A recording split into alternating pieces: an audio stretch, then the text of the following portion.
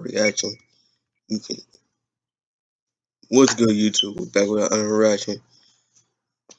This is another reaction. You can see by the title, the Lakers have a plan that you would never see coming. Let's begin.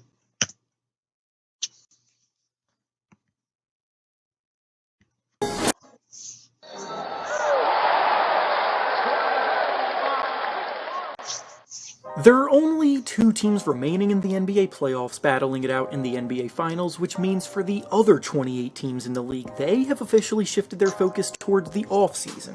Every team has a different set of needs, they enter this period of the year with different goals in mind, and they all obviously have different assets at their disposal to use in order to accomplish those goals.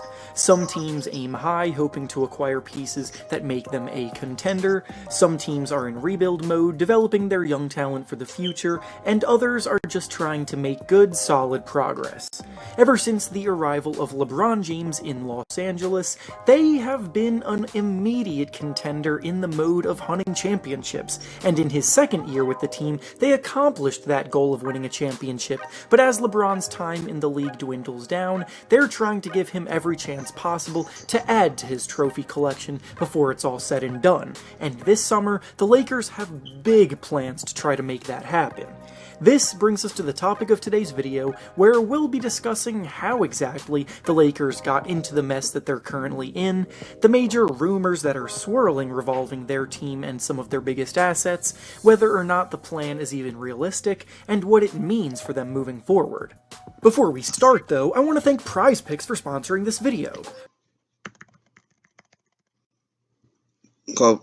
It's PrizePicks. Use this promotion to sign up today and use promo code REFERENCE to receive. Thank you to PrizePicks themselves in a pretty similar situation last summer that they are now again in this summer. The one big difference is that they actually had more leeway to work with back then, and because of the decisions that they made last summer, have only set themselves even further back.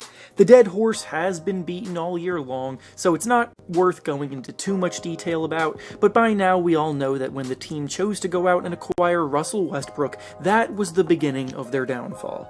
They had quite a few solid options last summer as well, as along with Westbrook being on their radar, they were also discussing a deal that could have gotten them sharpshooter Buddy Hield, and on top of that, DeMar DeRozan, who ended up signing with the Chicago Bulls, came out and admitted during the season that if the Lakers wanted him, he would have been willing to take a pay cut to go there, and after the phenomenal season he just had in Chicago, that one's gotta sting a little bit for Lakers fans to hear.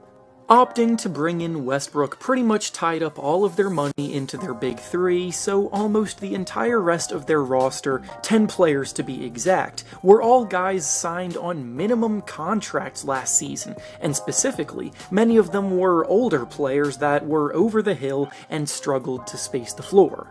They went on to miss the playoffs and the play-in tournament entirely. The fit between Westbrook and LeBron was always clunky and awkward, and now, in the present, the Lakers are entering this summer with only 6 players under contract for the upcoming season, yet no real salary cap space left to spend in free agency. So what can they do? Well, they don't have any draft picks for this year's draft, so that just leaves one final way for them to make significant change, and that is by making some trades.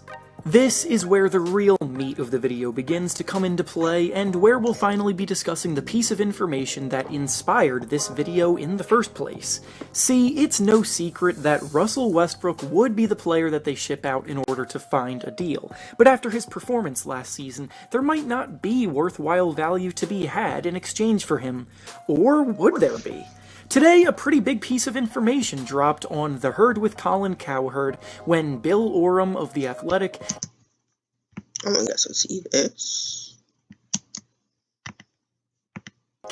came on as a guest and said that he thinks that a potential Russell Westbrook for Kyrie Irving trade makes a lot of sense. Now, I'll be honest here. I feel exactly how many of you probably feel when you hear this, as I think it's pretty ridiculous and unbelievably unbalanced in favor of the Lakers. It sounds a lot more like a LeBron. But the problem is, Kyrie's making 36 amps. Russell Westbrook making 47 amps. Yeah, I'm making extra Nah, I mean, that's so they might include Joe Harris in trade to it. Russell Westbrook, Joe Harris for Russell Westbrook, or Ben Simmons, Joe Harris, and like a late future second round pick for Russell Westbrook. I can see that trade, but besides, like, trade Russell Westbrook to the other team because I don't want him to be a Laker because nobody don't want him to be a Laker. Defending work, and they paying too much money for the salary cap. So I don't know what Russell Westbrook should do. Just retire or don't know. Just work on his game this summer. He got a whole 3 or 4 months left until next season starts. So I don't know what the Lakers should do. LeBron James' pipe dream, then a realistic proposal, but then when you take a step back and look at all of the smoke and rumors that have been reported over the last few weeks, you can't help but think that something big could be brewing, and it's not impossible for this to be it. Literally about a week ago, a Nets reporter for the New York Daily News reported that the Nets are, quote unquote, outright unwilling to give Kyrie Irving a long-term extension. This season, Kyrie found himself in headlines for decisions that he made off the court. It was a massive distraction for the team all season long, and it literally forced him to miss over half of the team's games. And when he came back, the team ultimately fell short of expectations, getting swept in the first round of the playoffs by the Celtics. It's not that crazy to think that the Nets just do not want to deal with all of the outside noise that comes with Kyrie Irving, and with only one season left on his current contract, he falls into the same category as Russell Westbrook, who also happens to be on his last year of his contract too.